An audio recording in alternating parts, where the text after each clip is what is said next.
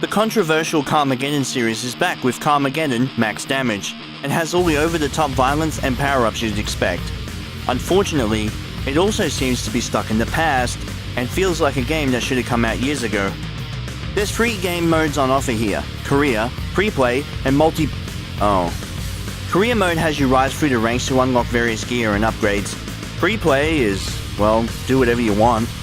While in multiplayer you can race up to 5 other people or team up and destroy targeted vehicles, assuming you can even join a game.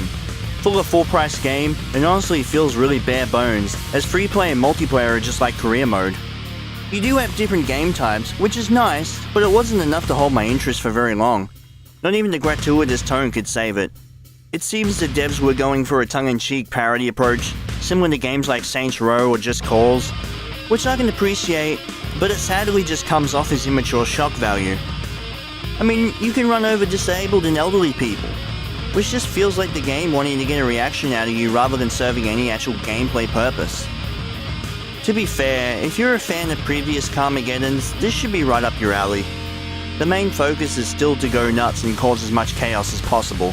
This includes mowing down pedestrians in a shocking fashion, and smashing up opponent drivers using ridiculous power-ups. You can partake in various events such as free-for-all, checkpoint racing, and classic death races, but like I previously mentioned, these become stale really quick.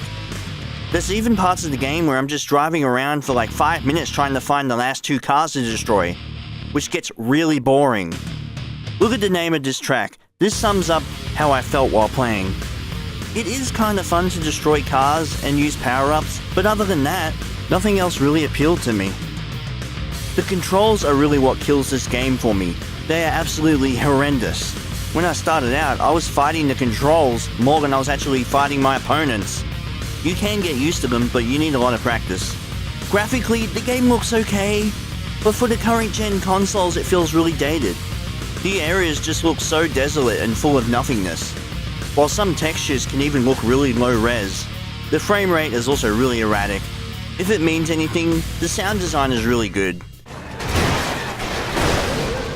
Everything from cars screeching along the tarmac to power-ups being shot out of the vehicles all sound appropriate and satisfying.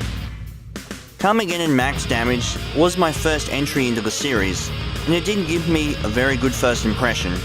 If you're a fan of games like Carmageddon, Twisted Metal and Burnout, I'd say check it out, otherwise I'd wait till it's on sale or free.